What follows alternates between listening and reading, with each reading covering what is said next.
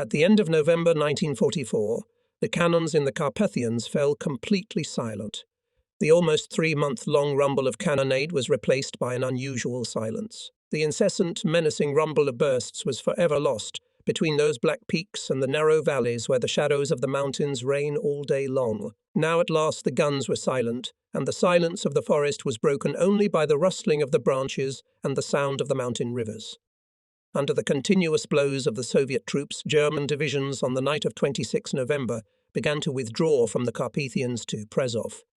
The troops of the 38th Army, under the command of Colonel General Moskalenko, immediately began the pursuit. In the strip of the 1st was Czechoslovak Army Corps and its neighbour, the 67th Rifle Corps. There were fierce battles on 24 November for the capture of key enemy defensive positions that prevented the Soviet and Czechoslovak units from the Obshcheskoye Gorge area to the south. In the afternoon, the Germans were still defending on Obshara and Bezimianaya heights, but despite numerous hand-to-hand battles, they could not regain their lost positions. The end of the battle was approaching, and with it the withdrawal of Hitler's troops to the prepared defense on the Ondava River.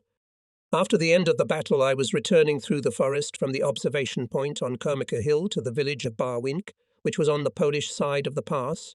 The sky was frowning. I saw General Svoboda, in white felt boots and a grey papaka, with an inseparable stick in his hands. He was walking at the head of a group of officers to the car park on a beaten path along the slope of the Martinka Heights. On the way, the general turned round, waved his stick in the direction of Bezimianaya, shook his head and slightly audibly uttered 2 words. A terrible mountain. In these 2 words sounded all the gravity of the past battle for the height. After mastering Bezimianaya in the strip of the 1st Czechoslovak Corps, there was a temporary lull. The Soviet troops were completing operations to widen the breakthrough in the neighbouring areas. There was an unusual silence in the area of the Duklinsky Pass. It even weighed on me, and I felt out of place. In the course of tense battles, the SEALs had already got used to the constant rumble and noise, and now, in the sea of unexpected silence, I waited every minute for explosions and gunfire. Nothing of the kind, however, occurred. The temporary lull after the battle gave me a chance to think about many things. I liked such moments. The battles for the pass had not passed without a trace for me. I tried to make sense of everything and understand everything. I was experiencing the pain of loss, then dreaming of a peaceful life. The time was approaching 22 o'clock. From low clouds sowed fine rain. In the area of the pass slowly crawled clouds of fog. At this time, the Nazis usually began a disturbing artillery bombardment of Barwinek and the neighbourhood. The bursts shook the ground so strongly that the plaster and soot in the log houses crumbled.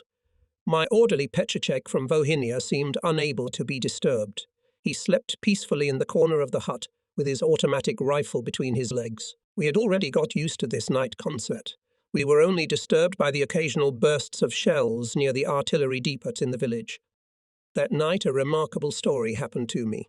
In the faint light of a small candle, I was looking with tired eyes at small markings on the map and preparing orders for the forthcoming battle.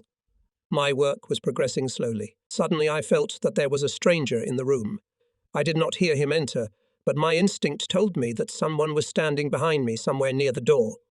It was too risky to jump up from the table, and there was no point in jumping up, for I didn't have my gun on me at the moment, and it would be too late before Pietrzyk woke up and put his machine gun into action. The room, plunged into darkness, was lit by a small candle, so that only a limited space was visible. I was a little reassured by the guest's behaviour. He seemed to me too hesitant and unconcerned. But why is he silent? Is he acting for certain and mentally evaluating his chosen victim? A chill ran down my spine, but there was nothing to do. There was nothing to do but wait. Every movement and careless word could cause an unexpected reaction. What would it take to pull the trigger? At last I couldn't stand it any longer and glanced quickly to where the invisible stranger was standing. At the same moment he hurriedly stepped forward, and in the faint candlelight I saw the outline of a stocky figure. "My men thank you for your artillery support," said the man quietly. "I told them what you said before the attack, that they should trust the artillerymen, that they should follow the rampart, and then they would take the heights. They hesitated at first, but they obeyed the order, and it was exactly as you promised." In front of me, with a shot hand on the bandage, stood Captain Kunzel, commander of a special assault group, which yesterday took the Bezimiany Hill and thus completed the Carpathian Duklin battle in the strip of the 1st Czechoslovak Army Corps. The captain fell silent. His eyes glittered in the candlelight. I thought at that moment about those who gave their lives in that battle, and my joy was mixed with bitterness of sadness. From excitement I could not at once utter a word. We shook hands. I woke up my orderly Pechisic, and the three of us celebrated the capture of the heights in a marching manner. The night meeting in the village hut in Barwinek has always remained in my memory. In the early morning of 27 November, the road from the Duklinsky Pass southwards was already crowded with 3 rows of vehicles and columns of infantry. The vehicles and artillery of the units of the 38th Army and the 1st Czechoslovak Army Corps advanced slowly, with frequent stops, and stretched along this single road for a distance of up to 20 kilometers. The army troops pursued the enemy in the southern direction. One column through the Obsharska Gap was heading towards Krajina Poljana, the other through Vladimirova towards Svidnik and Bardejov. The Czechoslovak units followed the eastern route through Bodrogota to Mirlia and Stropkov. Retreating, the enemy destroyed bridges and mined roads.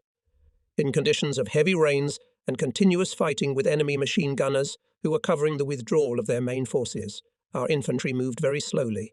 The sappers had to eliminate extensive mine barriers, repair blown bridges and lines of communication for artillery. But there were few sappers, so the artillerymen, following the infantry, cleared their way with their own forces. On the way of their advance, now and then met water obstacles, hindered by ice and mud.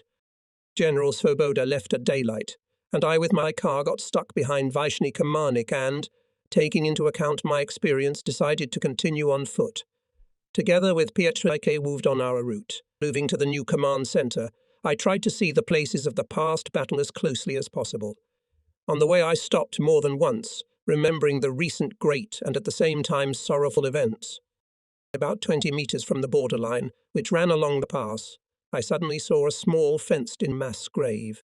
Here lay the soldiers of our corps who had fallen in the last battles. I could not believe that the earth had received them only recently. It was sad to stand by their grave at this unfriendly hour. The threat of the many faces of death hung over all of us all the time. It was tearing from our ranks, dear people, and yet everyone wanted to hope that he would be luckier than those who were no longer alive. Paying tribute to the fallen, I sadly put a sprig of fir tree on the grave of the commander of the 1st Brigade, General Vedrala Sazovsky, and moved down the Duklinskaya Road. This road has seen a lot of history. In 1799 and 1806, Russian troops under the leadership of Suvorov and Kutuzov marched here to meet Napoleon. On the same road, they returned back and stopped for a while in the town of Krosno, which again reminded of itself after the Carpathian-Duklinsky battle in the autumn of 1944. When we passed through the lower Kamanik towards Krajina Poljana, there were burials of those who had been killed in the battles. Now the place was quiet, but during the October battles the village had been badly damaged by fire. The fire rose high to the sky, and nobody put it out, nobody saved property or complained about the misfortune. The acrid smoke drifted down the narrow valley for a long time, forming a persistent smoke screen. Every night, the sentries of the warring parties dived into it and fought bloody duels among the ruins. More than once I wondered how these old picturesque wooden churches of the Svidnika region managed to survive. The church in Lower Kamanik, a beautiful monument of folk architecture, was in the thick of the battle for 2 months and was not damaged. I remembered how at dawn on the 21st of November we stood with Pechikek under the saving vaults of the church, going to get to the Bezimayanaya hill where the battle was going on. Mount Obshar, that formidable peak, had also now fallen silent. True, even now its appearance was far from welcoming. We tried to turn away from it as soon as possible. Under Bezimayanaya, carefully crossing the hastily made crossing over the destroyed bridge, I headed from Krypa Polyana to the shell-shattered village of Bodrujail. The rumble of the recent fighting still rang in my ears, though the valley was now as quiet as if life had completely stopped. To the left stretched the summit of Bezimyanya into the sky. When I looked at it from this recently German side, frost ran down my skin. It was now clear to me that on its vast expanse and wooded slopes the Germans had sheltered a large number of troops in safety. The capture of this bastion had cost us much blood. The nightmare that had recently raged here had vanished like a fog that never seemed to exist. It was as if the past had vanished into thin air. Neither the gunfire nor the crackle of machine gun bursts could be heard here. The war was suddenly gone. In Bodrujail, too, it was quiet and peaceful, Something was different here. When I thought about it, I realized that it was this very silence. On a hill near the village, a small wooden church stood in its centuries-old unchanged state, in the midst of a sea of human anger and hatred. It was a center of forgiving love. Everything in this broken, abandoned village seemed unreal. It seemed as if time had stopped. True, the ruined village had lost the intimacy that the quiet, thoughtful surroundings once gave it, but I felt from the very first minute that I had something to do with this village near the silent mountain. There was silence all around, and it seemed to me that evening that I belonged most naturally to this war-torn world. Something compelled me to stay here, to walk, to look around. The artillery was stuck in the mud and stuck by the ruined bridges. The guns were silent, so it was possible to stop. From the steep height of Herzewater, low thick clouds descended. The cold stank, and from Bezimanaya the wind carried the odours of the recent battle. Pechikiek and I took shelter in a dilapidated hut, the only one in the village more or less suitable for sleeping. The roof had been blown off by a shell, there was a draught through the broken windows, and the window frames flapped in the wind. Once inside, I looked around in the darkness. On the wall, skewed, hung an icon of the Virgin Mary with broken glass. German hand grenades were lying in the corner. On the table stood a miraculously survived flower pot, with withered leaves sticking out of it. Looking out of the window, I saw the deserted garden in the evening twilight. On the Yaruka side, a noisy stream with clear water flowed through the garden. The brook smelled sweetish odour of leaves. Towards nightfall, Soviet soldiers. Liaison officers wandered into the same hut to spend the night. They made a bed for us. As I fell asleep, I heard the babbling brook for a long time. A man can hear a lot if he manages to learn. Then one of the soldiers gave a muffled cry and woke up. After sitting up a little, he went back to sleep. And I lay with my eyes open and gazing into the pitch darkness, waited for something. I was always waiting for something. Those who have often avoided death, each time as if reborn and returned to life with even greater gratitude, and so it was with me. What to another person seemed ordinary, I perceived as a gracious gift. The next day Spacek appeared with a car, and I went to Gribov to the Chief of Staff. Before leaving, I stood and listened once more to the murmuring song of the brook near the ruined hut. And now Bedruzel was left behind. I suddenly felt a long-forgotten feeling of peace, as if someone had lifted an invisible burden from me. That long, dark night at Bezimanaya I will never forget. An unforgettable night. Behind the village we passed a German artillery column defeated on the march. The roads to Pistrina and Gribov turned into a solid mass of mud. Neither in Mirols nor in Pistrina did we meet a single living soul. The deserted, blue-coloured houses were sad to look at. After all, without children, without children's laughter, a village ceases to be alive. The Chief of Staff waited me. The Chief of Staff gave me an order to go immediately to Vislava to General Svoboda. In the morning an offensive was planned, and our artillery had not yet taken up firing positions, and apparently would not take them by morning. The situation was very serious. I, too, was in a difficult situation, for I had to set off at once and walk 10 kilometres through the swampy terrain in the dark, rainy night, without roads, without a boussole, and with the barely visible beam of an electric. It was raining incessantly. I went out of the barracks to look at the weather and immediately got my boots stuck in the mud. And such a road ahead, a whole 10 kilometres. It would have been possible to get through on horseback, but there were no horses in Gribov. They were all at the general's headquarters in Wislaw. What will I use to light the road? I asked the Chief of Staff, switching on the battery light that was going out. Hey, I have only candles, and you can't light them in the rain, he answered me. He drew my attention to the fact that there were minefields along the road, and that one of them, somewhere between Gribov and Olshavka, had not been demined yet. Realizing the risk I was taking, the Chief Staff allocated a soldier, Marco, with a machine gun to accompany me. He was a pale, thin and, as it turned out, timid student from Košice who had volunteered for the Czechoslovak army. About 3 o'clock in the morning Marco and I set off. We were immediately engulfed by pitch darkness. I kept checking the route with the map by the light of a torch and rather intuitively determined where to go next. The map was quickly worn to shreds, and we were soon soaked to the skin. Sometimes we lost our bearings and started literally exploring and groping the terrain. The more tired I got, the more my imagination played out. A pole with a plank in the middle of a field seemed to me to be a signpost for the road. Eventually we lost the road. Marco started muttering something about mines, which pissed me off. I realized that he didn't rely on me, he was afraid.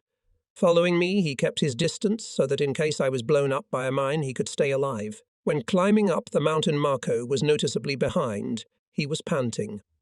Because of him, I often had to stop and wait. Finally, we reached Olshavka. It's halfway to the goal. In 2 huts, we could see a faint light. In one was the battalion infirmary. On the floor lay seriously wounded during the last battles on Ondava, with severed legs, broken limbs, and bullet wounds. The room smelled of blood, and the muffled moans of the wounded could be heard. Some were obediently silent and looked at me with a resigned gaze. These were the so-called good wounds, and others were in for a quick end, as evidenced by hoarse breathing and bloody vomit. When I went outside into the rain, I felt a strange sense of relief, as if I had woken up from a nightmare. In another hut, an old shepherd and his grandmother were arguing by the candle. The Germans had stolen their son and daughter. The grandfather, grunting and breathing heavily, came out into the yard with us and showed us how to go on. Right in front of us we could see the precipitous peak of Osikova mountain. Marco was tired and had a cough. On the way he confessed to me that he had once had tuberculosis. It was not easy to dress Osikova, but Marco kept his strength.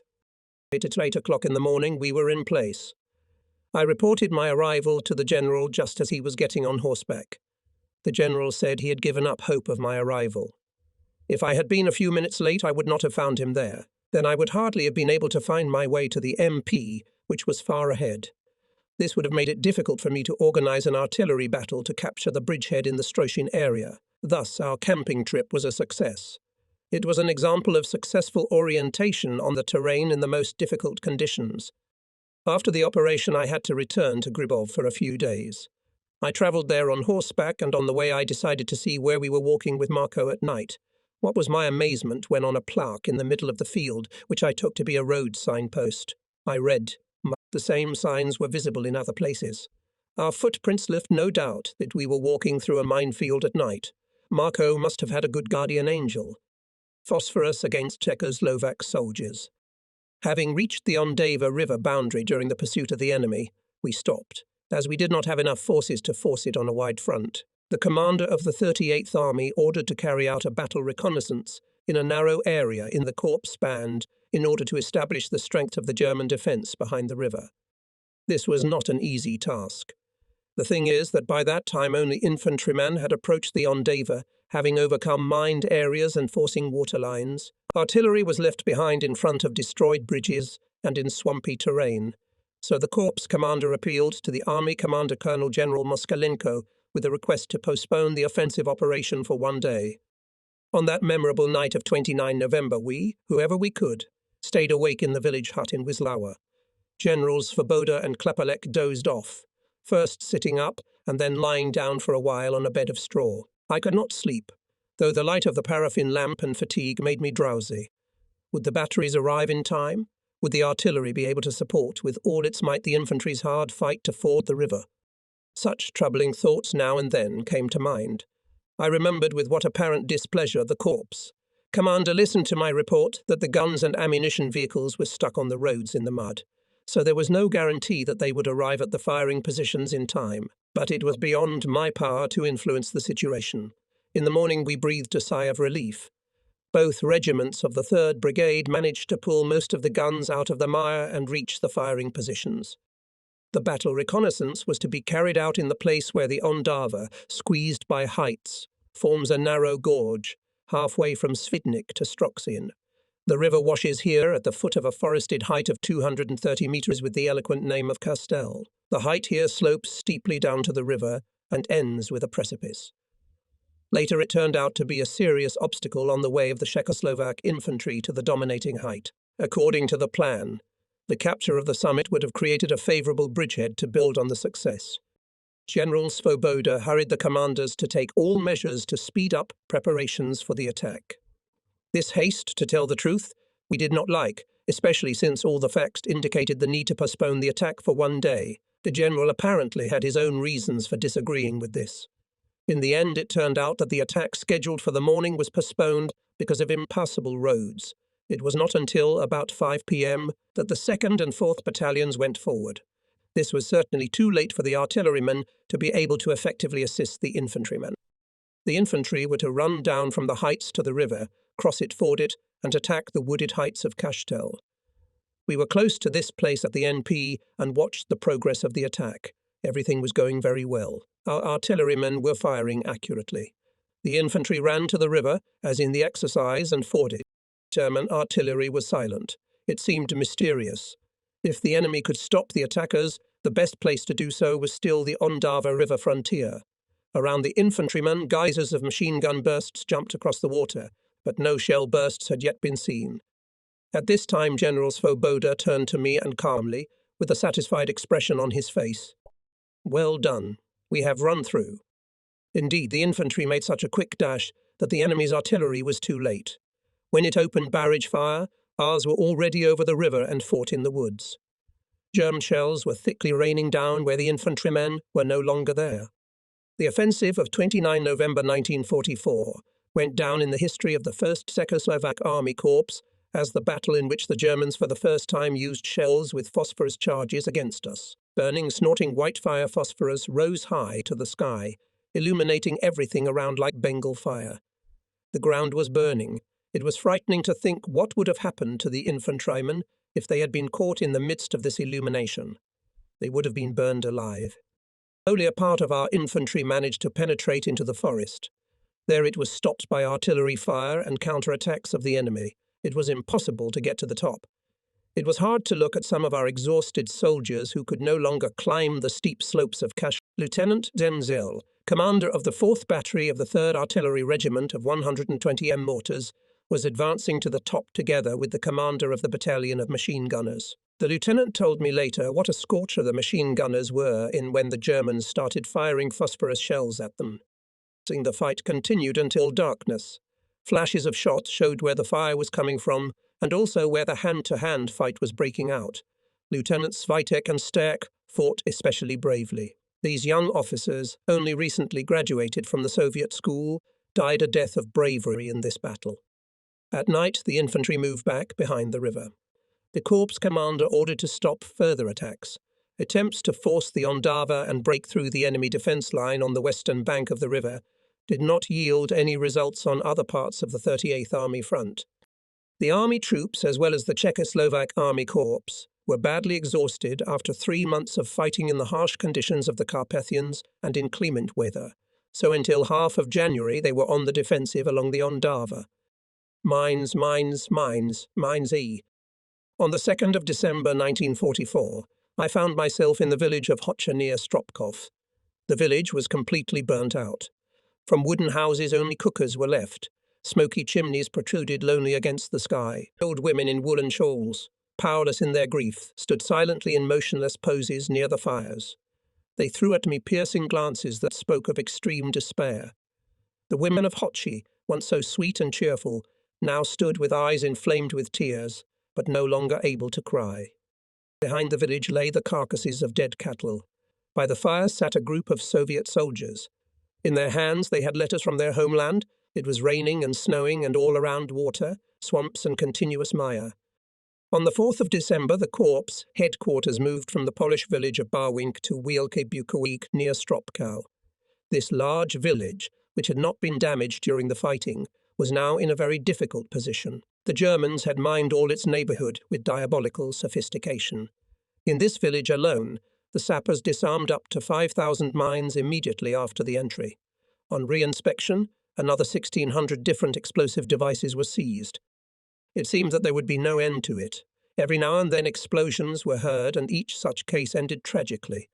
The number of victims was growing, and there were more and more fresh graves. One soldier had his leg blown off by a mine. Another his arm, a third was blown to pieces. I remember one soldier went to the barn to get hay. I shouted to him to be careful, but he waved it away. A second later there was an explosion and screams. The soldier's arm was torn off and his eyes were blown out. In the garden under the school windows, 3 unexploded bombs were sticking out of the ground. It was not pleasant to look at them. Near them, school notebooks were lying in a puddle. I picked up Marushka Venshishina's notebook and flipped through the pages. God knows what fate had befallen this 8-year-old girl. The smooth handwriting as if opened before me a trembling child's heart, and at least for a minute made me forget about the war, about the bombs sticking out of the ground. Hitlerites often mind also are killed or wounded, who temporarily found themselves on the territory occupied by the enemy or where his reconnaissance groups penetrated. As a result, sensitive losses were incurred by medical soldiers when they rendered first aid and funeral teams when evacuating the fallen from the battlefield. Snowfall posed a particular danger. The Nazis mined the area around the front line usually at night. They had no need to bury the mines. It was enough just to stick them in a snowdrift, and the snowfall did the rest. The snow that fell on Ondava proved fatal for Captain Nosik and the 3 Soviet officers he accompanied on a trip along the front line. No one knows which of them was the first to step into the minefield covered with freshly fallen snow. However, when the other officers rushed to the aid of the first wounded man, they all blew themselves up too. The Nazis carried out the mines with all sorts of tricks. Some anti-tank mines exploded only after being hit repeatedly, and many of them were connected with artillery shells. The enemy also left various insidious traps in houses. Mines turned up in beds, in cookers, under windows, in woodsheds, in haylofts, in polished boots, in lavatories, under stairs, behind doors, etc. None of us could feel safe. We lived like a powder keg. On the Ondava River. On 28 November 1944, after reaching the left bank of the Ondava River, the long bloody battles for the Carpathians, for the first meters of the liberated homeland, came to an end. The Soviet army at this period was already preparing for a major winter offensive on a broad front from the Baltic to the Carpathians. The strip of the 1st Czechoslovak Army Corps was thus in a secondary direction, so its switch to defence on the Ondava River was justified. Starting from December 6, 1944, the Corps defence line was gradually extended and reached 38 kilometres along the line Siakania, Vyshny, Orlik, Svidnik, Strosin, Stropkov, Breznica. On this very long line, 6 battle-weary infantry battalions were positioned, supported until 19 December by artillery units of our brigades and corps. Wide, but insignificant in depth, the battle order of the corps was not continuous. It consisted of a sparse network of defence nodes, the gaps between which were guarded by sentries. The leading edge of our defence in important directions was provided by minefields and wire barriers. The enemy, having broken away from the Czechoslovak units, withdrew his troops and took up a prearranged defence on the right bank of the Ondava. The corps commander and brigade commanders had a lot of trouble in organising the defence of the 40-kilometre strip, as there were not enough forces for that. However, they tried to scrupulously calculate all forces and means, and to use them only in case of extremeness. At the end of December, almost all of the corps artillery was transferred to prepare the offensive north of the Carpathians. Only a small number of guns and 120 mortars remained in the corps. All this, of course, significantly reduced the striking power of our infantry. The situation was quite serious, because since the beginning of December the enemy had outnumbered us in manpower and equipment and had created a strong defence behind the river. There was a lull at the front. Nature had fallen into a thoughtful slumber, and it was not like that on the snowy terrain on both sides of the river. There were tens of thousands of soldiers who warmed themselves in dugouts and stayed near their equipment from morning till evening, armed with strong binoculars. They watched the enemy and from the surrounding heights studied every metre of enemy territory, but not a single living soul was visible. To avoid surprises, our units carried out intensive reconnaissance day and night and sent out patrols. The shallow river was no obstacle, and both sides sent reconnaissance patrols through gaps in the fighting order in order to capture towns and obtain information. A particularly tense situation in our defence, as I have already said, was created after the withdrawal of the artillery regiments at Jaslo. Constant sorties of enemy scouts and patrols, the daily threat of attack greatly exhausted the commanders and all. In these conditions, excellent camouflage and secrecy played an important role, for any neglect of the enemy had to pay the price. I remember a case near Stropkov. During reconnaissance, we carelessly gave ourselves away while moving from one height to another. The ground around us was suddenly shaking, trees were falling, broken branches were flying in the air.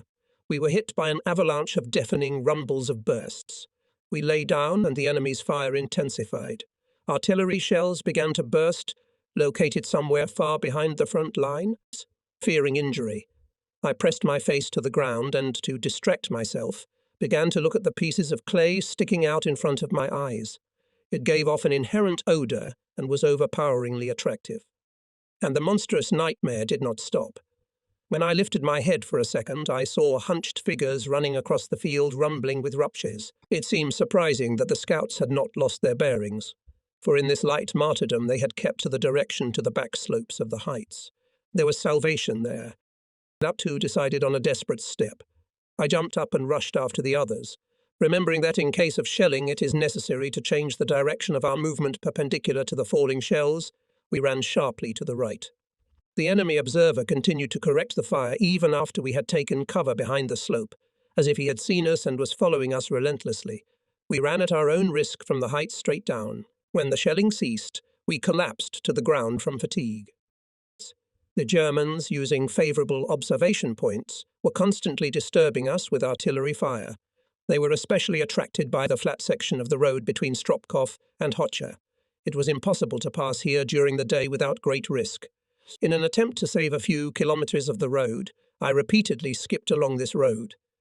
Forgetting the danger, I once nearly paid for it with my life. The enemy observer was waiting for such daredevils, and as soon as one of them appeared on a flat 2-kilometre stretch of road, he found himself in the pincers of fire. That's exactly what happened to us, while Spacek had been gurching by car towards Stropkov. The German was methodically narrowing the fork. The critical moment was approaching, when at the next transfer of fire and at the same speed of the car, we were in danger of a direct hit. At that moment, Spacek, on my sign, masterfully turned round, and we ran back to Hoch. But this did not discourage the German artillery observer at all. He added a fork, and the game of life went on. We were again carried on at the highest speed. Instinctively, I felt the rhythm of the firing and that the shells were about to rain down on us. We braked sharply. The shells burst with a flight, and the driver was already driving the car back again towards Stropkov. When the Ondava began to freeze, new worries appeared. The ice edge formed along the shore was breaking underfoot, thus attracting the enemy's attention, especially in the silence of the night. The Germans immediately responded to any noise and rustling with fire. Good physical stamina and hardening were required from the scouts to wade in icy water and lie wet for several hours in the snow. Frozen clothes rustled as they walked, which helped the cautious enemy to follow the movements of our sentries along the shore. Sometimes it came to paradoxes. Such villages as Strochin and Mestisko, Stropkov and Koksha, were separated from each other by a single river. The river divided the lower Svidnik into two parts. The scouts of both sides entered the abandoned villages and Svidnik in turn, and often had fierce fights there. It happened that the enemy's sentries would take over the same house where ours were staying. The enemy sentries took with them everything that could be useful for the equipment of dugouts and dugouts. There were also specialists in tongues. They tracked down an enemy sentry and lured him into a trap. Hitlerites more often used another trick.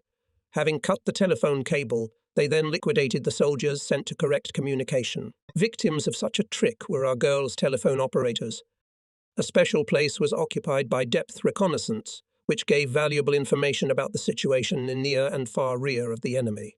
Risking their lives, our scouts more than once penetrated through the front line with a radio and extracted the necessary information. Major Billet, who came to us from Slovak partisans after 2 Eastern Slovak divisions were disarmed by General Mailer and Colonel Tolsky, achieved great success in this matter. The information which Major Billet transmitted by radio was very useful to us. Unfortunately, this remarkable officer and partisan soon tragically died. Information about the placement of the enemy's artillery was of great importance to us. On the secondary Ondava direction there were no army sounding stations, so we identified German batteries in a very risky way. With the help of depth reconnaissance, the scouts were exposed to great danger, sometimes disproportionate to the result obtained. During the period of temporary defence at Ondava, the units received new recruits who were trained in various specialties: infantrymen, artillerymen, sappers.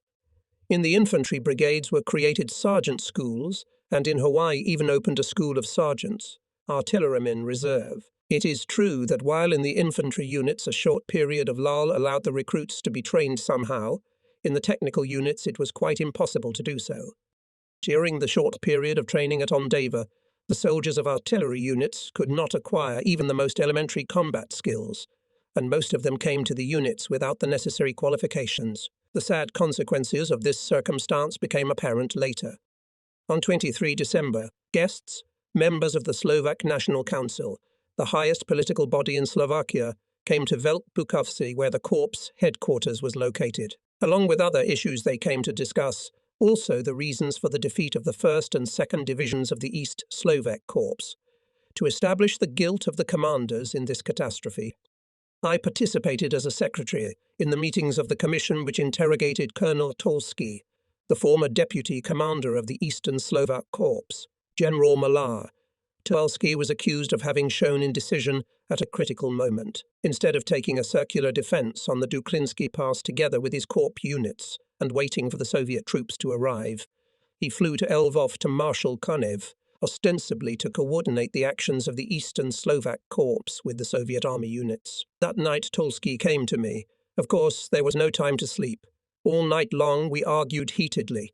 Tolsky stubbornly defended his position. A month passed. Christmas came. I met him in Wielkie Bikowiec in the abandoned schoolmaster's house. Our women from the headquarters put up a beautiful Christmas tree for me, and I sat by it all alone and remembered my loved ones. My firstborn son, Fred, was at the front, somewhere near Dunkirk. My wife and Milan were living near London at the time and were very much looking forward to our return. The time was approaching 9 o'clock in the evening. At one time we had agreed with Frantiska that at this hour on Christmas Eve we would remember each other and look at the polar star. We believed that our gazes would meet. That was our hope, that we would meet soon. I went outside. There was Christmas silence all around. The night was dark, and Polaris was not shining. However, I knew its exact location and turned my head in that direction. With a sense of excitement, I thought of the meeting of our gazes in infinity and of our soon meeting in the new world. On the eve of the breakthrough at Jaslow, at the end of December 1944, preparations were underway for one of the biggest battles of the past war.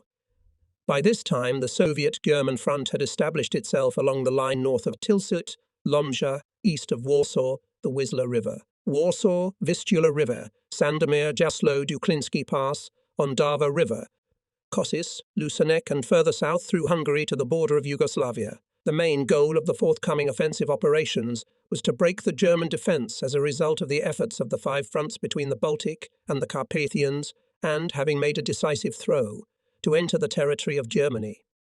It was to defeat Hitler's troops in East Prussia and Poland, to clear Poland of German occupants, and to create conditions for the capture of Berlin and the end of the war. At the same time, the Soviet troops were preparing for the offensive in the Western Carpathians. The troops of the First Ukrainian Front under the command of Marshal Konev were on the important strategic direction leading from the Sandomir bridgehead to Radom and Breslau. This included the direction of Jaslow-Gorlice, Nauli, Sachs, where the 38th Army, under the command of Colonel General Moskalenko, hero of the Soviet Union, was advancing, operating on the left wing of the front along the northern foothills of the Carpathians. This army was to ensure the rapid advance of the main group of troops of the First Ukrainian Front in the direction of the main strike. The Soviet Army Command had concentrated a huge mass of troops and military equipment between the Carpathians and the Baltic. A total of 21 General Army, 5 tank armies, 9 tank, 2 mechanized and 3 cavalry corps opposed the large grouping of the enemy here. As a result of such concentration of forces and means on the main strike directions of a number of fronts, the Soviet army achieved a significant superiority over the enemy both in the number of infantry, artillery and tanks. 2 powerful offensive operations, East Prussian and Vistula Oder, were scheduled to begin on 20 January 1945. In reality, however, they began earlier than planned. This was done at the request of the Western powers. In mid-December, Anglo-American troops in the Ardennes were defeated by a counterattack of the Nazi Wehrmacht. They were threatened with encirclement and annihilation. On 6 January, Churchill and Roosevelt asked to accelerate preparations and begin early winter offensives of Soviet troops. On January 7, 1945, Stalin sent a reply letter, which in particular reported that the Soviet Supreme High Command, taking into account the situation of the Allies, at an increased pace, and not considering the weather, is preparing a broad offensive against the Germans along the entire Central Front no later than the second half of January. although the weather is not favourable to this offensive. To fulfill the new task assigned to the 38th Army, to break through the strong German defence and to advance in the direction of Jaslo-Goris, now Isaks, without allowing large losses in manpower, it was necessary to destroy all pockets of resistance, destroy trenches, shelters, positions of guns and tanks buried in the ground, and all other pre-prepared defensive structures of the enemy, as well as to destroy his manpower. All this required the concentration of the maximum number of artillery barrels, pulling them from other parts of the front. At dawn on 12 January 1945, the troops of the 1st Ukrainian Front, located on the left bank of the Vistula River near Sandomir, by order of the Soviet Supreme Command, took the offensive. The 38th Army, which was part of the front, continued to remain in place. On 15 January, its troops also began the offensive. The Czechoslovak artillerymen tankers of the 38th Army also fulfilled their task with honour. The small Polish town of Jaslo, located in the northern foothills of the Carpathian Mountains, took a prominent place among the many glorious battlefields where Czechoslovaks fought during the Second World War. In the area of this town, on 15 January 1945, the artillerymen of the 1st Czechoslovak Army Corps took part in the beginning of the grandiose winter offensive of the Soviet troops, having lost its remaining tanks in the battles for the Dukla Pass on 30 September. The 1st Czechoslav Tank Brigade was replenished with new equipment, and the first 8 tanks took part in the breakthrough at Jaslo. Abandoned infantrymen. A frowning quiet morning of 18 December 1944 at Ondava, all around complete calmness. The Corps headquarters in Wielki Bukowiec showed no signs of active preparation for anything. Suddenly, as if out of the blue, from the 38th Army headquarters came an urgent cipher ordering to redeploy all 5 artillery regiments of the Corps to the area west of Krosno from 19 to 22 December. Only the purpose and tasks of the redeployment were kept in strict secrecy. Only the representatives of the Corps command knew about them. At first this order seemed incredible to the Corps commander and his assistants. It simply shocked them. How could it be imagined that the infantry defended on Ondava completely alone, without artillery? Is it even possible to allow such a risk? But there was nothing to be done. The order came from the Army headquarters and was not subject to discussion. It should be recalled that the Corps suffered significant losses during almost 3 months of very heavy fighting in the Carpathians and was unable to conduct active combat operations. It had retained its entire striking force and was therefore the backbone of the Ondava defence. And now this artillery was to be moved far to the north of the Carpathians. Thus the Corps units, deprived of the support of our powerful artillery, were at great risk. The only hope was that the artillerymen would be able to conceal their withdrawal from the enemy and skillfully misinform him of the true situation. The key to the success of this daring manoeuvre was in the hands of the artillerymen themselves. If the Nazis succeeded in establishing the fact of the artillery withdrawal, there was a real threat. A superior enemy would seize the favourable opportunity, break through the weak defences of the 1st and 3rd Brigades, encircle and destroy our units. On the one hand, the situation demanded to carefully disguise the withdrawal of the batteries, and on the other hand, by means of well thought-out and systematically conducted disinformation measures, to create an impression of strengthened defence at Ondava. The Corps sapper units set up models of tanks and guns, deliberately poorly camouflaging them. Fires were lit in the forests, stoves were heated in the houses at dawn. Sawdust and rafts made of bridge logs were floated down the Hotchanka River. At night, cars were driven towards the front with their headlights switched on or half-dimmed, tank engines were started, etc. All these purposeful and planned activities were intended to give the enemy the impression that we were preparing an offensive operation. A serious problem turned out to be the movement of the artillery battle orders. After all, to order one thing and to fulfill another. The difficulty was to practically conceal the departure of artillery and to ensure its redeployment in conditions of the strictest secrecy. There were enormous difficulties here. Just at this time there was a sudden warming. The roads had become so muddy that it was difficult to move along them, and they were under continuous enemy observation and fire. It was especially difficult to get the guns out of their firing positions, as the terrain outside the roads became difficult to traverse, turned into a swamp, and the wheels of the guns were buried in the mud up to the axle. In addition, The order stipulated that the redeployment should be carried out at night without lighting, so as not to attract the attention of the enemy. Since it was impossible to move in the mud without turning on the engines of the tractors at high revolutions, their noise had to be drowned out by the firing of the guns. In some places, the soldiers had to help pull heavy guns and ammunition vehicles out of the mire knee-deep in mud. Despite all the difficulties, we managed to successfully cope with the task of redeployment of artillery. It was carried out on time, without losses, in complete secrecy. At the defensive positions on Ondava, in order to mislead the enemy, 1 or 2 guns or mortars of all calibers were left from each regiment, which roamed from place to place, observing the previous mode of firing. This helped to give the enemy the impression that there had been no change in the artillery fighting order in the corps strip. In addition, artillerymen, together with sappers at the firing positions from which the equipment left, set up models of guns, as occurred second time through the Carpathians. Again, in the last 2 months, this time in the opposite direction, the artillerymen of the 1st Czechoslovak Army Corps traversed the familiar Carpathian peaks. During the winter nights from 19 to 22 December, long columns of artillery regiments stretched from the Ondava area up to the Duklinsky Pass. Behind Studeny Vrch, they were met on the pass by a piercing wind with snow. The wind was hitting them mercilessly in the face, covering the low ridge with snow. Nothing could be seen round about but a continuous snow veil. The columns passed Barvinik, where the headquarters of the Czechoslovak Corps had recently been located, and with difficulty descended the dangerous icy serpentines of the northern spurs of the mountains to the broken town of Dukelja. Here rested the remains of soldiers of the 1st and 3rd Brigades, who had fallen during the September battles for this town and for the terrible heights, Height 534 and Girova Gora. Then the columns divided. Units of the 1st and 2nd Artillery Regiments headed for Jedlice near Jaslo. The 3rd and 4th Regiments deployed at dawn near the infamous village of Rokanki. The 5th Corps Artillery Regiment did not march over the pass. From Ondava it went through Gawai to the line Chatizhny, Jaslinka, Raimau, and concentrated in the centre of the offensive line near the village of Putakovka. The march took place in extremely unfavourable conditions.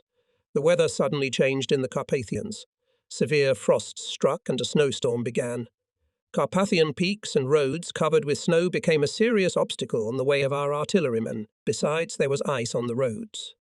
The guns slid backwards or to the edge of cliffs and deep slopes. The march took place at night, in total darkness, and the drivers literally miraculously kept control of their vehicles. The men walked in silence, but their faces reflected joyful excitement. In the flashes of cigarettes in the eyes of the soldiers was visible enthusiasm, expectation of upcoming events. Private soldiers believed that the front would soon move westwards and they, too, would be closer to their native places. If we talk about the operation at Jaslo, there is still no proper assessment of the fact that the change of combat orders of our artillery at Ondava on 1922 December 1944 and the march of regiments across the Carpathians were carried out in due time, with full secrecy and without losses, although this operation was carried out in unimaginably difficult conditions. If we take into account that for 25 days the corps remained at Ondava without artillery, and, despite this, the enemy did not undertake any offensive action during this period, we should objectively assess the moral and professional level of the command staff and the degree of training achieved by the personnel of the artillery units of the corps. It is difficult to imagine what would have happened if the enemy had become aware of the withdrawal of the artillery from Ondava. In that case, an operational defeat would have been threatened. 5 of our artillery regiments would have had to hurriedly return from Kroino to Ondava to support the infantry's heavy fight, and this would have weakened the grouping of troops in the main direction of the offensive at Jaslo. This, however, did not happen.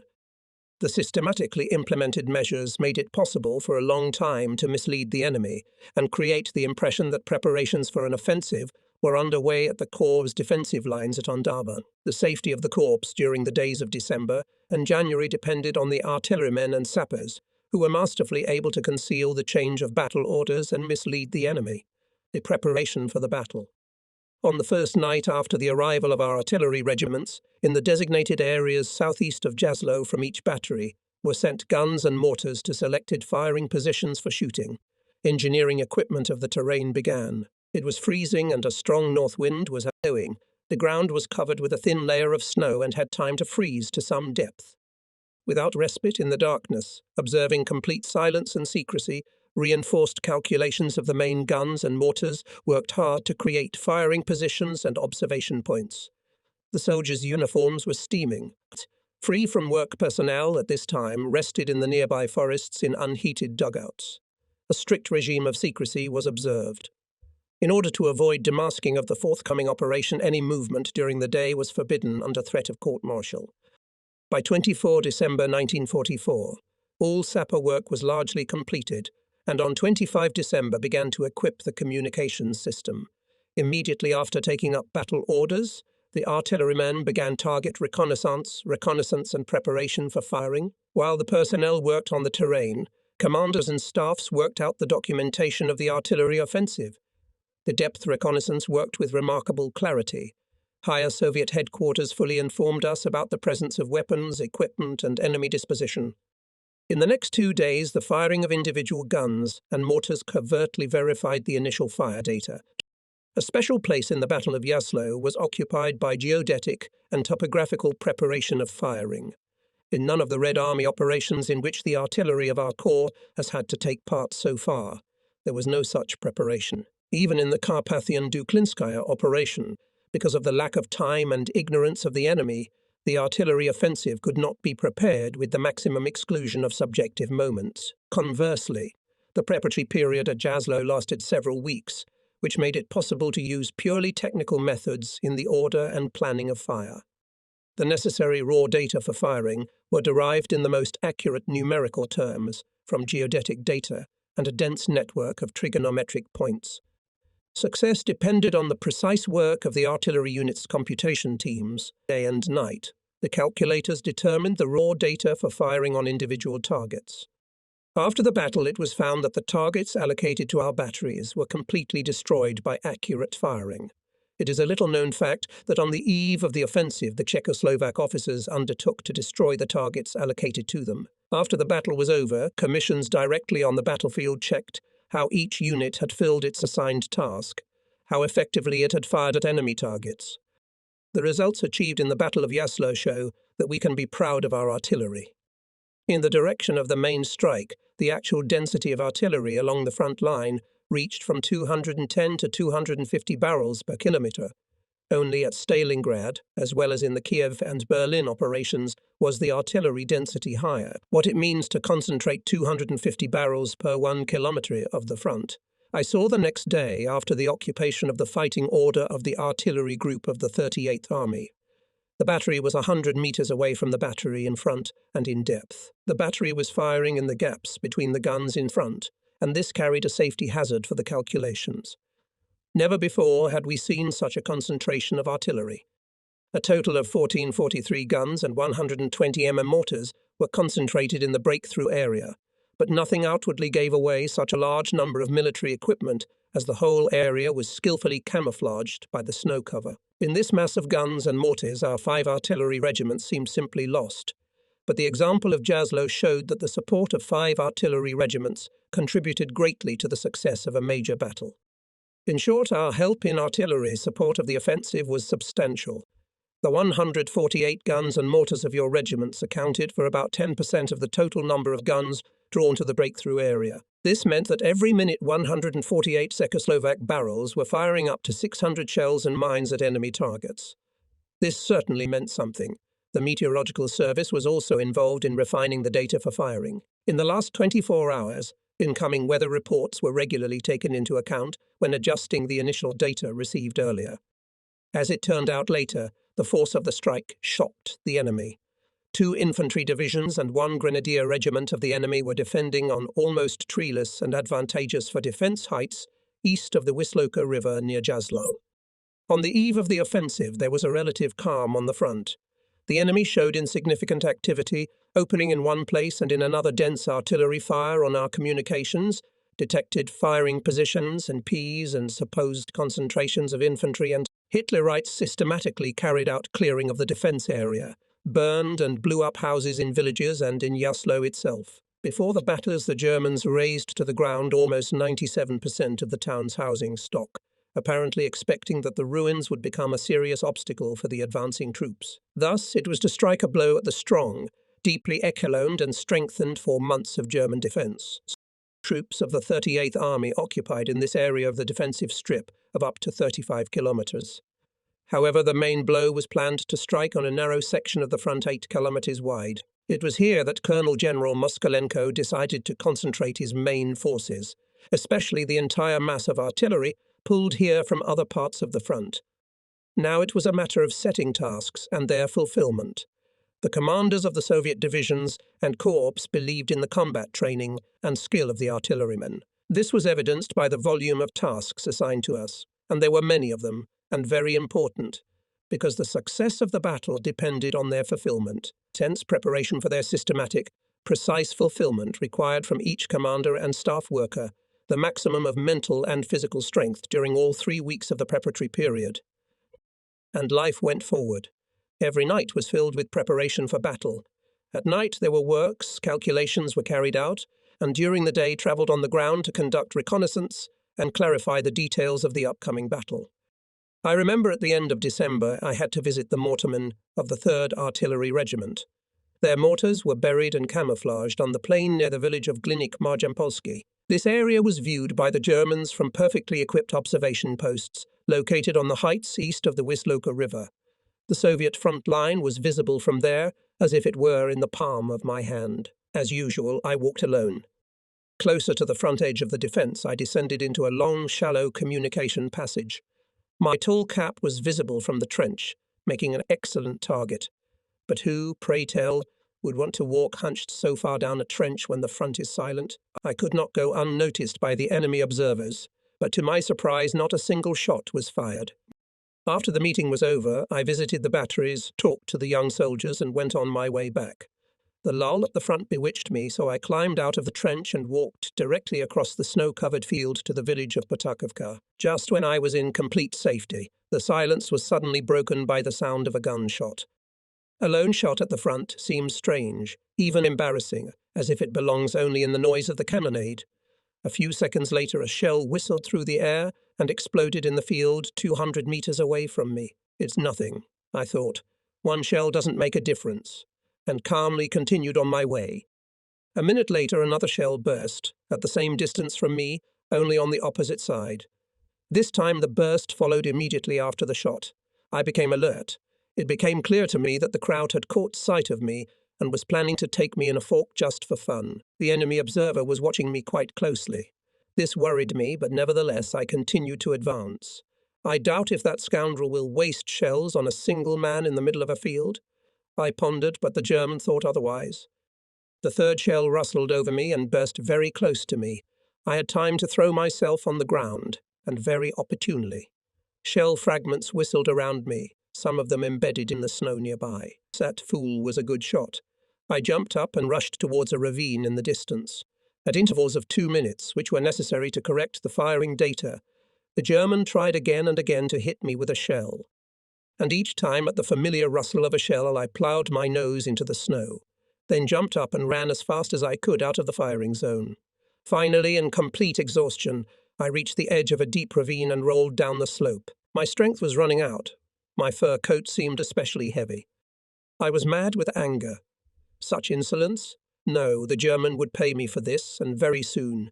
I was lucky because at the bottom of the ravine I found the telephone exchange of the 5th Artillery Regiment, and the deed was done. The regimental commander, on my order, opened fire on the enemy telephone exchange with amazing speed and soon blew it to pieces with heavy shells. We knew the location of the enemy position. In the list of targets, it was number 56. We had destroyed an important target ahead of time, which should have remained secret until X hour. But I was avenged. The end of 1944 was approaching. It was a year of gigantic, bloody battles, a year of major victories for the Soviet army and crushing defeats for the Wehrmacht on the Eastern Front. 1944 ended the same way as any year ends, with a New Year's holiday. We met it at the front near Jaslow, in a dance hall in Krosno. The evening passed cheerfully, with enthusiasm. And why not? We were to go into battle. No one doubted it would be a victorious one. Only one thing remained a mystery. What would happen to each of us in this battle? The coming New Year promised a lot of hopes for the future, so the New Year holiday was mischievous, unusual, unique. On 8 January 1945, The order came to speed up the pace of preparations in order to meet the request of the Allies to start the Soviet winter offensive as early as possible. On the 13th of January, during the rounds of the positions, I was handed a cipher. With excitement I read, D-Day, 15 January. Our X was not indicated, but this would be known later. It was urgent to give a combat order. I sat down in the ruins of a house in the Polish village of Tarnowice, and on my knees quickly wrote the following oar. Our artillery has the honor of participating in the offensive of the glorious army of the peoples of the USSR. On its success depends the outcome of the war. This offensive brings closer the hour of meeting our relatives. The destruction and sacrifices that will still have to be paid, final victory will be less if we correctly solve our task. It selflessly help the army of our mighty ally, who is bringing us freedom and independence. Our highest duty now is for each of us to fulfill our duties faithfully. Remember the atrocities of the enemy, the suffering of our loved ones in our homeland, and the grief that the fascists have brought to the whole world. Fight and destroy the enemy with accurate fire. Success depends equally on each of you. I urge you all to fight for the speedy liberation of the Czechoslovak Republic and its people. I urge you all to spare no effort to reduce the infantry losses of the Soviet divisions supported by you, and thus strengthen the good name of the Czechoslovak artillerymen. Into battle. In a note to the order, I instructed the commanders to familiarize all personnel of our artillery units, concentrated near Jaslow, with the combat order by 24.0, including the forward observers who could only be reached at night without risk. Last action. Shortly after midnight on 15 January 1945 came the order to begin the offensive. It's 1. Artillery preparation in accordance with the original plan begins at 8.45 on 15.1 1945. 2. Infantry attack at 9:15 1945. Early in the morning I left Krosno for the NP near Jaslow, located at marker 341. On the way we overtook endless columns of all kinds of troops of the 101st and 67th Rifle Corps. Since midnight the troops were already moving to the starting lines for the offensive. The night was quiet and dark. No one in the car did not utter a word. Wrapped up in warm half-coats, everyone was immersed in his own thoughts. At this hour, 1,000 miles away, my wife and son are sleeping in a foreign country, involuntarily occurred to me. As I approached my destination, my excitement grew.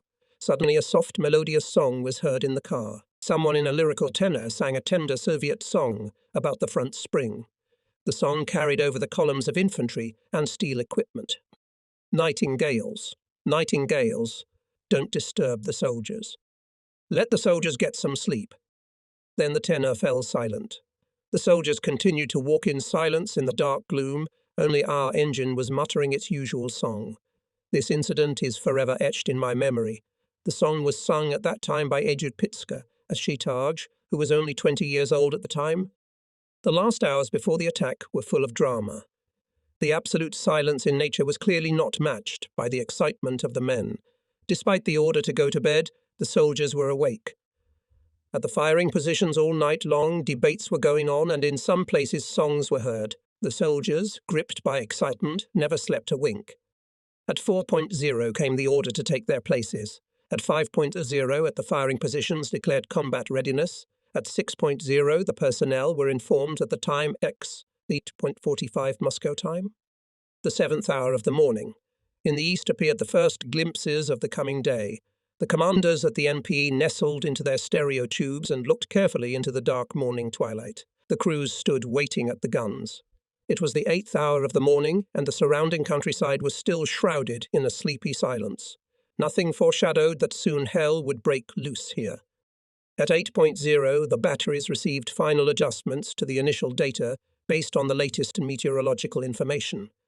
At 8:30, the commanders received reports on the readiness of the batteries to open fire. Soon the command charge was given. Finally came the moment when the throats of thousands of people thundered out fire.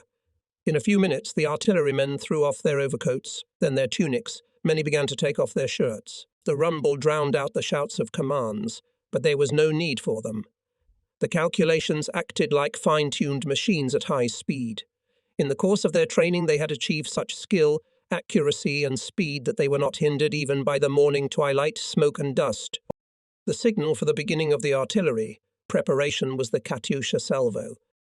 At first, Hitler's artillery returned fire for a few minutes, but then became completely silent, which testified to the accuracy of fire from our side. Shortly before the end of the artillery preparation, Soviet bombers and attacking aircrafts entered the battle. Large-caliber infantry machine guns opened fire. The end of the artillery preparation and the beginning of the attack were also marked by a Katyusha salvo. At 9:50, after 65 minutes of artillery preparation, the infantry, supported by tanks, went up to the attack. The pace of its advance was quite high because the main resistance nodes in the first 3 lines of enemy defense were almost completely destroyed. Artillery fire was accurate. The German trenches looked as if a terrible tornado of fire and metal had swept through here. After the artillery fire, only groups of fascists survived, but even those were completely demoralized and immediately surrendered as prisoners. Powerful artillery offensive, rapid advance of Soviet infantry, and tanks with continuous and effective support of Soviet and Czechoslovakian. Artillerymen did not allow the enemy to strengthen in time, and in an organized manner the second line of defense along the left bank of the Vistula River. This line was quickly overcome. Around noon, the town of Jaslo was liberated, and by 15:00 the advancing units had already reached the line established at the end of the first day of the operation. By this time, the depth of the breakthrough reached 11 kilometers. The tasks of the first day of the offensive were moved. The operation continued. On 19 January, that is, 4 days after the beginning of the offensive, Krakow was liberated. However, the Czechoslovak battery did not have to accompany the Soviet infantry. After breaking through the main enemy defense line, a new task awaited them: to return immediately to Ondava to support the troops of the 1st Guards Army of the 4th Ukrainian Front in the forthcoming offensive. The commanders of the Soviet divisions parted with regret with our artillerymen. Thus, the commander of the 70th Guards Division, General Gusev, said at parting, "Your cooperation with us is over. Give all your artillerymen my thanks and best wishes. They fought bravely. I will endeavour to have their merits noted in the order of the Supreme Commander-in-Chief Marshal Stalin." The words of fervent gratitude for the excellent cooperation were expressed to the artillerymen after the end of the operation by the commander of the 38th Army, Colonel General Moskalenko. He also sent a telegram to General Ludwig Svoboda, in which he conveyed to the Corps soldiers his gratitude for excellent combat operations on 15 January 1945. Our artillerymen received the highest praise in the order of the Supreme Commander-in-Chief of the Red Army Marshal Stalin, dated 19 January 1945. The 2nd, 4th and 5th artillery regiments were awarded a high award. They were given the honourable name of Yaselsky. The day of 15 January wrote in golden letters a heroic page in the history of the people's liberation struggle of the Czechoslovak people during the Second World War. This day was rightly declared the day of the Czechoslovak artillery. In my front diary on 15 January, it was recorded. At 3 o'clock in the morning, I left on a Willis through Petakovka to the NP. The road to the front line is packed with infantry, tanks, wagons, cars. All this silent mass is slowly moving forward. It is difficult to understand where one part ends and another begins. People go slowly, with serious faces. The Germans are nervous. At times, not far away, sounds of explosions. At the NP, all in their battle stations. Parts are in a state of readiness. In about an hour, the cannons will start talking. 250 guns per kilometre of front. This has never happened before. The closer the time X, the more excitement embraces us. Through the morning gloom, there are indistinct outlines of the front edge of the German defence. A heavy dead silence hangs over the area. 8 hours and 44 minutes. 1 minute to go, 60 seconds. Those opposite us had 60 seconds to live, and nothing could change their terrible fate. At 8:25, a fiery scorcher began. The whole area in the enemy's defence line seemed to be burning from the bursts of thousands of shells and mines, a continuous wall of explosions. Katyusha salvos scattered fountains of fire, tracer bullets and shells of anti-aircraft artillery, and machine guns pierced the airspace above us with a dense network of fiery threads. Over the area of firing positions of artillery restlessly dances a yellow veil from volleys from 1,500 barrels. In the thunderous booms behind us, and the heart-rending rumble in front of us wear out our nerves. After 30 minutes, the tired ear perceives only rumble. It seems as if you are in some other unreal world. Large calibre overhead make all kinds of sounds. Large caliber ones grumble grumblingly and smaller ones pass hurriedly with a rustling whistle. Into this rumbling suddenly enters the sharp sound of close bursts of German shells. In response, in the rear of the enemy spoke guns of the Army Counter-Battery Group, which includes our 5th Corps Artillery Regiment.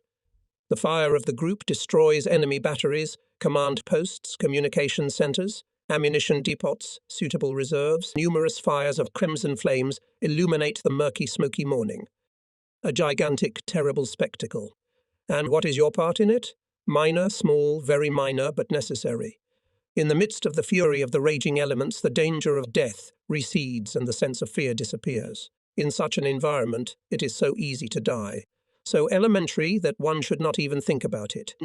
10 minutes before the end of the artillery preparation, the intensity of fire reaches its peak. All guns and mortars are firing at the front edge of the German positions at a high rate. Now no one there will no longer survive.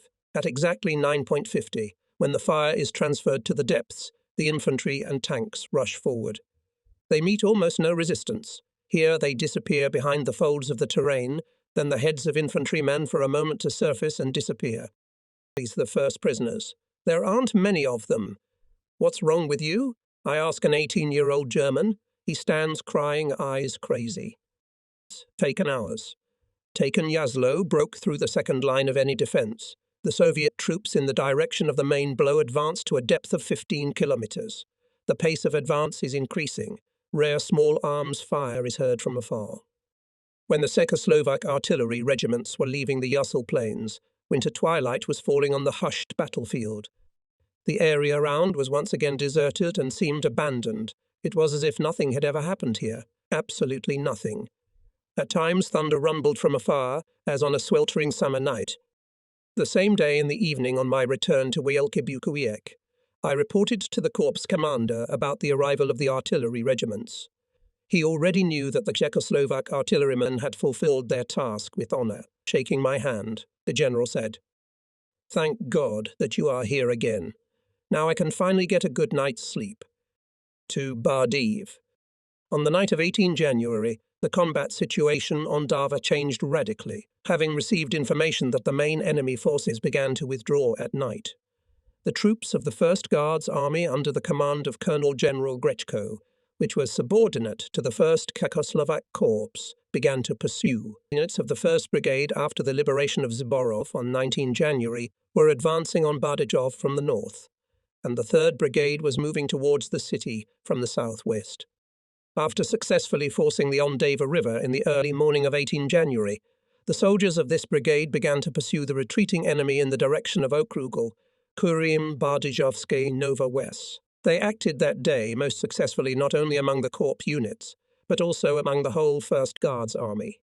Despite the extremely difficult conditions, 15-degree frost, mined roads and settlements, the units of the brigade advanced further west than the others, and by noon on January 19 came to a distance of 7 kilometers from Bardejov. They could have seized the town the same day, but the brigade commander, General Klapalik, decided not to send further the exhausted troops, who had overcome 35 kilometers in adverse weather conditions, fighting continuously day and night in the frosty forests. After capturing the village of Bardejovska Nova West, the brigade's main battalion camped there for the night. For this village, which was defended by up to 200 enemy soldiers from the rearguard supported by several guns and mortars, a short but hot battle broke out. It was a kind of duel between Czechoslovak 76M anti-tank guns and German machine guns and guns mounted for direct fire. A battery of our 76M guns dashingly jumped into the open field in front of the village, and from a distance of about a kilometre opened a devastating fire on the enemy's guns and machine guns. Everything was decided by seconds and accuracy of fire. Before the enemy came to his senses, the targets were suppressed. Above the outermost buildings in the evening twilight rose fire, sparks in the light of which Captain Schucher's machine gunners penetrated into the village and took possession of it. Speshek and I drove up to Bardiv just as the commander of the 3rd Brigade was leaving it. Above the town the glow of fires was blazing, and suddenly the Renaissance town hall, the Gothic cathedral and the old town buildings around the square appeared before me in all their glory. All this splendour so bewitched me that I saw nothing else. The inhabitants ran up to us. They said something, and I could not take my admiring gaze away from the stone masterpieces. And all this Hitlerites intended to destroy. The driver Spacek looked at things differently. A wine shop was burning on the square. My Spacek rushed inside the house and did not appear for so long that I did not believe in his return. At last he came out all shrouded in smoke, carrying a vial of rum under his arm. Smiling sweetly, Spacek handed me his booty. His eyes were watering from the smoke and his chest was shaking with coughing, but he was nevertheless happy and excited in his own way. I still have that vessel at home, and when I look at it I involuntarily remember the marvellous monuments of antiquity that have survived in Bardejov. The columns of troops of the 11th Rifle Corps were marching westwards. Hotel Republic, town mills, and some trade enterprises, set on fire by Hitlerites at night, were burning down. People were getting out into the light from cellars. We had to increase the pace of the pursuit. A certain Mr. Platzal on the way gave me a piece of kielce and a piece of fragrant bread. We moved to Presov and further west. During the pursuit of the enemy I was heading towards Presov. I wanted to get timely and comprehensive information about the situation at the front, and this trip almost became fatal for me. We entered the village of Demjatar near Roslavais just at the moment when the enemy rearguard blew up the bridge over the river. The explosion tore off the roofs of the neighbouring houses, scattering them in all directions. In order to get past the debris on the way, we decided to go to the right of the bridge along the river. Not far away we saw a group of locals. Judging by their behaviour, they welcomed the appearance of the first Czechoslovak soldiers. Suddenly one of the inhabitants ran in our direction, shouting something and waving his arms vigorously. It did not look like an expression of joy. On the contrary, there was a look of fright on his face. As he ran closer, the words came to us. Mines, mines. You've hit a mine. We jumped out of the car and walked back along the snow trail. With our right wheels, we touched a hastily buried anti-tank mine, one of those with which the Germans had mined the objects near the bridge before retreating. It was enough for us to drive a few millimeters to the right, and there would have been nothing left of us. This incident had a funny sequel. We went into one of the nearby peasant houses. Suddenly a sapper ran into the hut. He advised to open the windows and doors, as the sappers were about to destroy the mines they had collected. The peasant flatly refused to let the cold into the house. Nonsense. He cut him off and waved his hand. His quarrel with his wife, who intended to open the windows, had not yet ended when a terrible explosion was heard, and all the glass from the windows and door partitions flew away. At the sight of this, the peasant woman seized a poker and began to run after her husband round the table, accompanying her blows with select words. We don't know the final outcome, for the peasant gave a hoot. This incident with the mines reminded me of another incident we had witnessed shortly before. That incident, however, had a tragic end.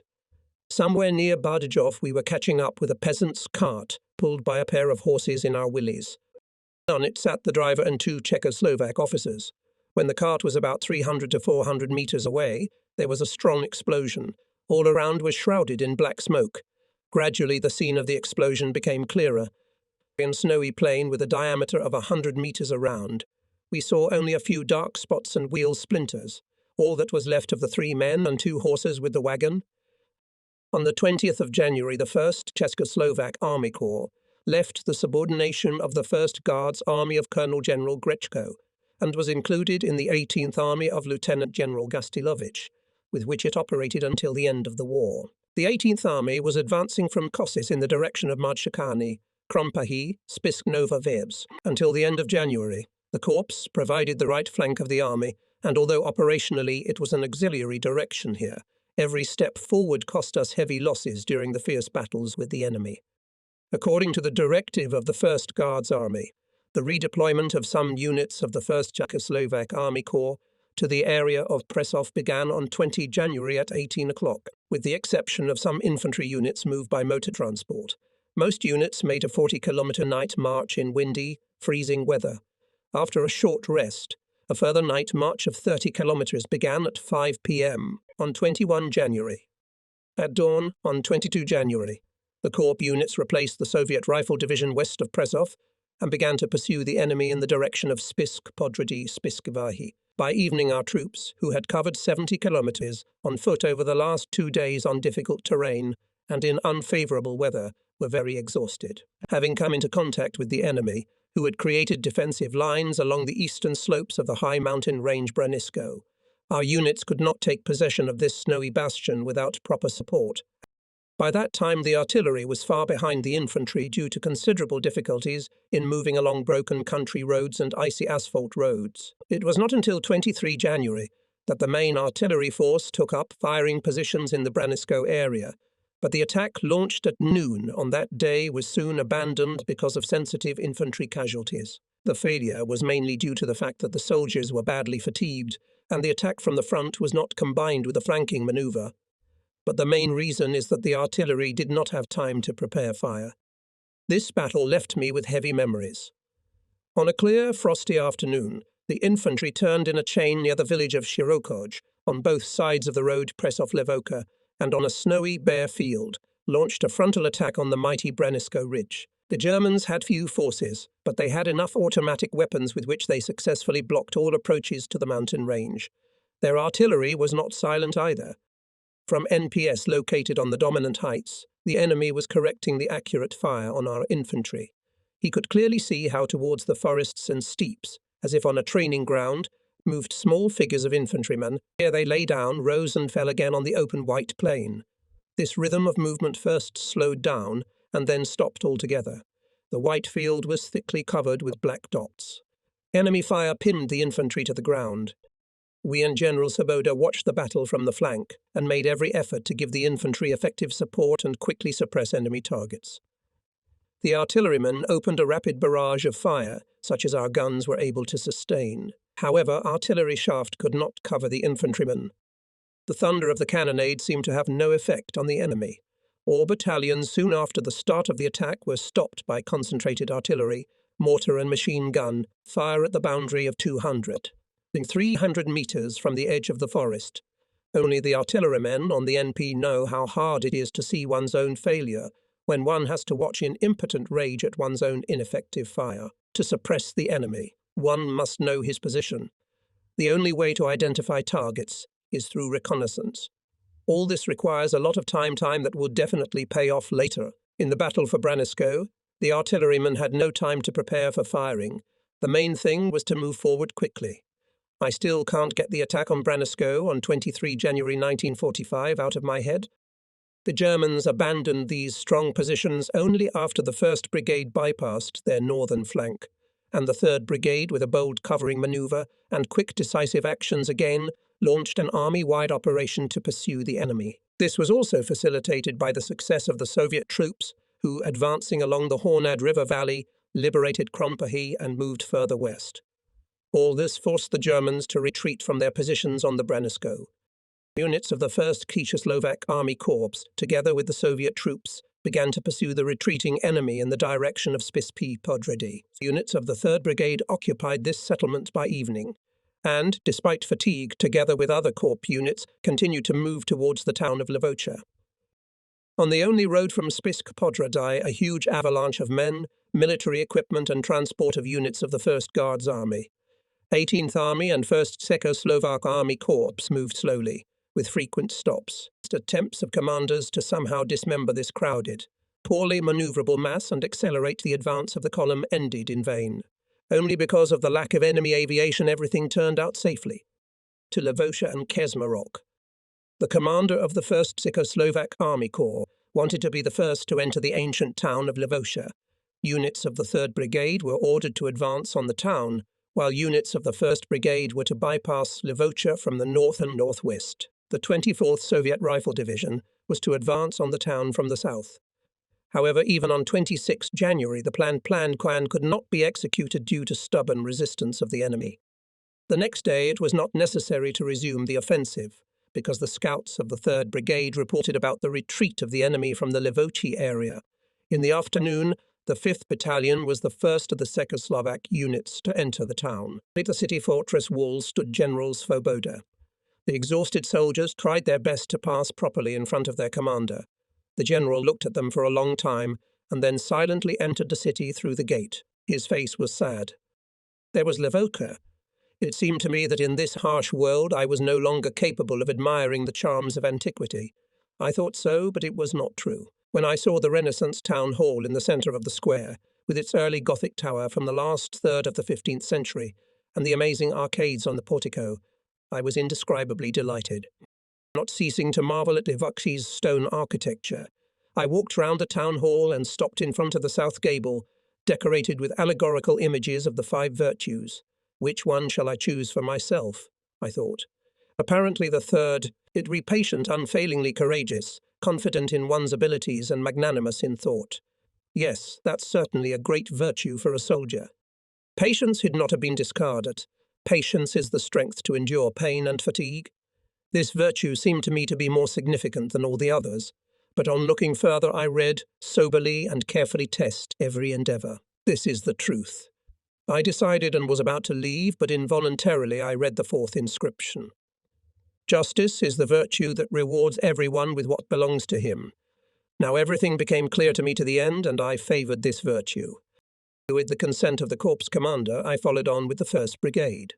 After the liberation of Levochi by the units of the 3rd Brigade, the attack of the 1st Brigade, scheduled for the morning of January 27, was cancelled, as it had lost its meaning. Hired soldiers of this brigade moved to Keshmarok. Units of the 3rd Brigade headed from Luoxa towards the High Tatras to clear them of the enemy. Around midnight, units of the 1st Brigade entered the deserted town of Keshmarok, travelling 20 kilometres along a mountainous, snow-covered road. For the infantrymen, the journey was extremely difficult as they had to continuously repel attacks by enemy rearguards. Advancing through the desolate Spiz region, from which the locals, the Germans, had fled to the west, was like walking through a dead desert.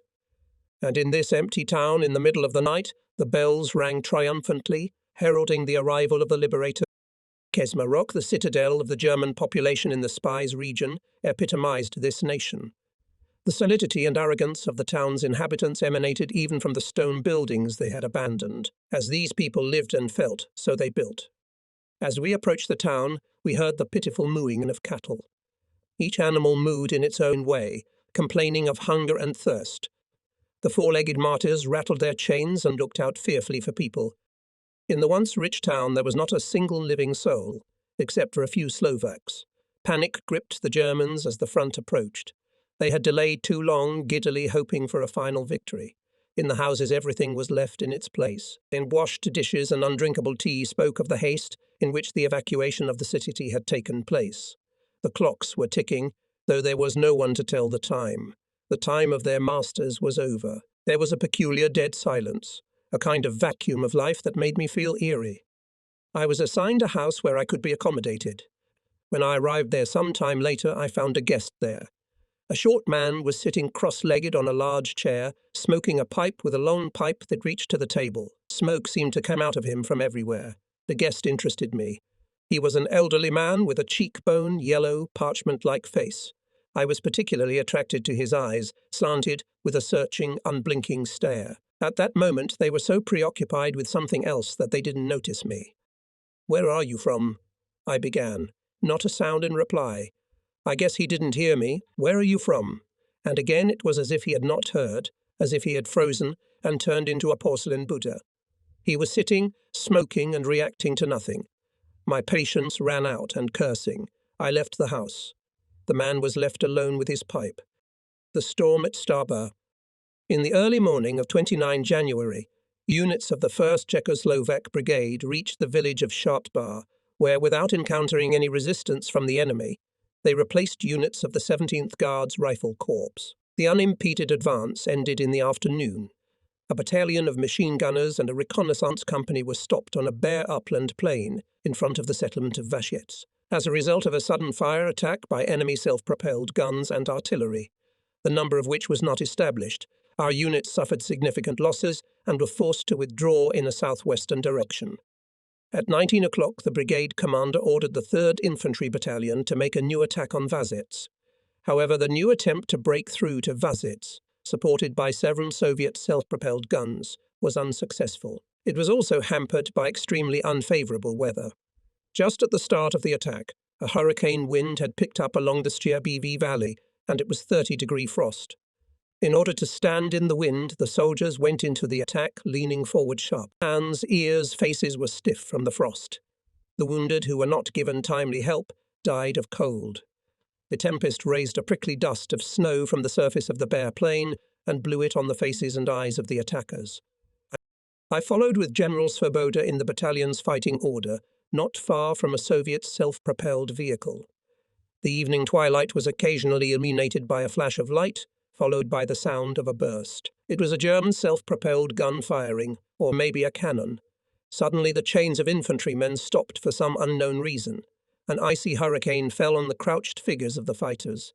It penetrated to the bones, breath was taken away. Many soldiers and officers turned white from the frost. The chains did not move, and the snowstorm howled, drowning out the words of commands. On February 2, having overcome the enemy resistance on the front lines in Liptovsky, Gradokek and Podchurin, our units approached the new, strongly fortified enemy defense line in front of Liptovsky Mikulas. Encounter in Podchurin. Having retreated from Wojciech, the enemy took up a new line of defense 7 kilometers east of Liptovsky Mikulas in the area of Porubka, Liptovsky Gradok, Podchurin. Overcoming this line as quickly as possible was of great importance, because the only communication route to the west along the valley of the Wag River allowed not only to successfully pursue the enemy, but also to liberate Liptovsky Mikulas and Ruzomberok more quickly. The command of the 4th Ukrainian Front gave the partisan brigade of P. Velichko the task to take Liptovsky Mikulas and Ruzomberok. Wieliczko's partisan brigade was tasked to take Liptovsky Hedok and hold it until the approach of our troops. In the afternoon of 29 January, the partisans took the town by a sudden attack, but due to lack of ammunition they could not hold it for a long time. On 31 January, when the brigade commander gave the order to withdraw, units of our 1st Brigade penetrated into Gradok and together with the partisans cleared the town of the enemy until evening. Driving through the town the next morning, I saw many corpses in the streets. Everything testified to the brutal battle that had been played out here. Liptovsky Hadok was taken thanks to the combat cooperation of Czechoslovak and Soviet soldiers and partisans. Thus, the enemy's plans to suspend the corps advance by persistent defense of the town and to postpone the moment of the strike on Liptovsky Mikulas failed. In the future, the corps units continued to pursue the enemy in the western direction, having the task to seize Ruzomberok by the evening of 1 February.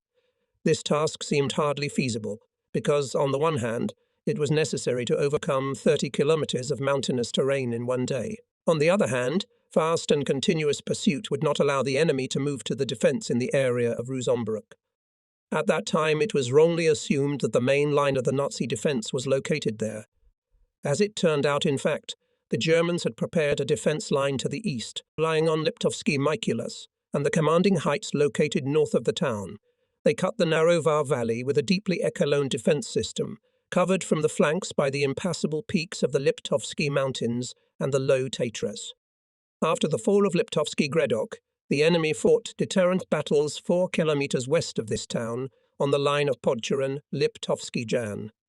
A fierce battle was fought over Podgoryn. From there we heard a strong artillery cannonade and machine gun bursts. I left the corps CP to Podchurin to familiarize myself with the situation on the spot and report to the general. My conversation with him almost became the last. Near the railway bridge, not reaching a kilometer to Podchurini, we stopped. The enemy was firing heavily on the village. A cloud of black smoke was spreading over the roofs. I left Spashek with the car, and myself moved forward along the embankment. Suddenly a few branches fell at my feet, as if cut from a willow tree in front of me. This was familiar to me. Immediately I heard the dry sound of a shot. There was no escape but to move, so I ducked down, and wagging as I ran, took cover in the nearest notch of the railway embankment. For a moment I was safe. Panicking around a little, I realized that I was in a trap.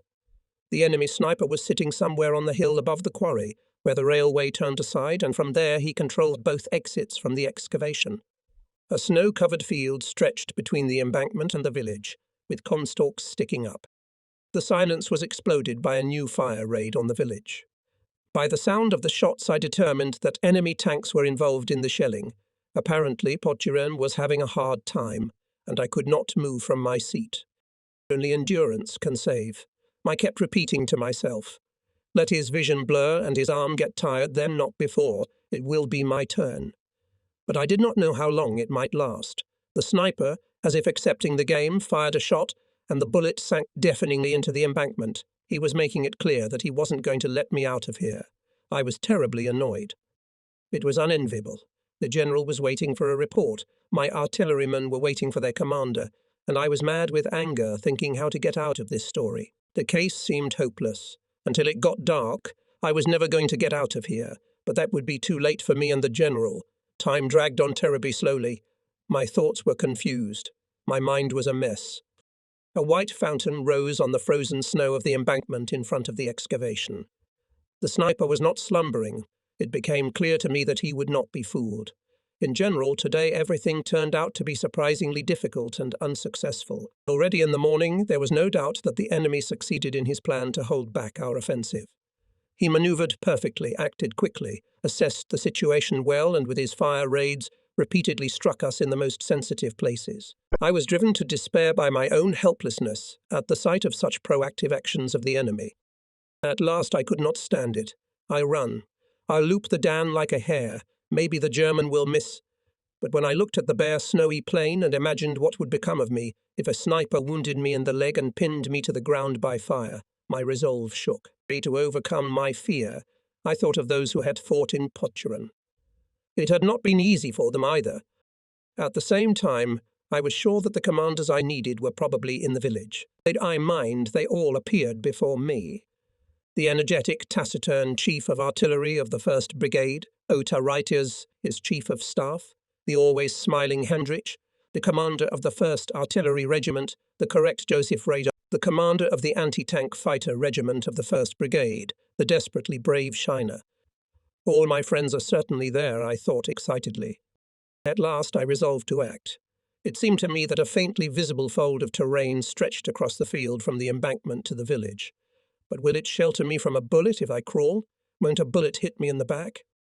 I peered cautiously out of hiding and instantly calculated the angle of fire from the likely lair of the wily sniper. And though a way out had been found, it didn't make me feel any better. I suddenly lost the will to get out. A new burst of gunfire helped. Sprawled on the ground, covered in snow, forgetting about the danger that awaited me every minute, I gathered my courage and crawled out of the shelter. The heavy coat made it hard to move, but its white colour camouflaged me well on the ground. I crawled like a turtle and could not see anything, nor did I want to. So, centimetre by centimetre, I moved forward across the endless field. There were huge snowdrifts in Poturan. Roofs, vegetable gardens, hedges, everything was levelled and sunk in the snowmass. In a few great leaps I crossed the shelled square, and in the full sense of the word found myself in the arms of my comrades. My attention was attracted by a sturdy one-story building. It promised a safe shelter and was the only one of its kind in the village. And so, out of breath from running, I sat at the window in the basement. Reitierge, Raider, Gendrich, Shiner, Quidoka, Thiara, and the others were there, tucked behind the massive walls of the house. They looked serious, subdued. The defenders of the village had already repelled several attacks by enemy infantry supported by tanks, and each time the enemy retreated from Poturania. Just at the moment of my appearance, ours were repelling the last attack. Following it, an avalanche of enemy shells and mines fell on the village. Those who were standing threw themselves on the floor or hid behind the wall. Only I continued to sit at the window with contrived calmness, and with fear in my soul watched the squat huts turn into ruins. And then I saw an unbelievable sight. In spite of the continuous ruptures, a Willies drove deliberately slowly through the village towards Liptovsky Mikulash. This guy must have a lot of nerve. I burst out in amazement. The car turned aside and everything went back to the way it was before, only the license plate number still loomed before my eyes. Having completed the task, I was returning to my car along the willow-covered bank of the Wag River. Spacekick reported to me that a car with our colonel had passed by him. I felt uneasy, because that meant that the colonel had driven from Poturini to Mikulash at a time when there was still a manoeuvre battle on the western edge of the village. How had I not followed him? Even in the morning at Gaib, the colonel had assured me, waving his hand vigorously, that at Liptowski Mikulas he would be the first to go. The colonel did not return by evening to the Corps CP in Stepia, nor did he appear the next day. All searches were unsuccessful. Had he crossed the front line by mistake? At that time, we could not answer this question. So on 2 February 1945, I became Chief of Artillery of the 1st Czechoslovak Army Corps, and de jure as I had been performing this function de facto, being the Czechoslovak Deputy Soviet Chief of Artillery of the Corps, since the moment of my arrival at the front.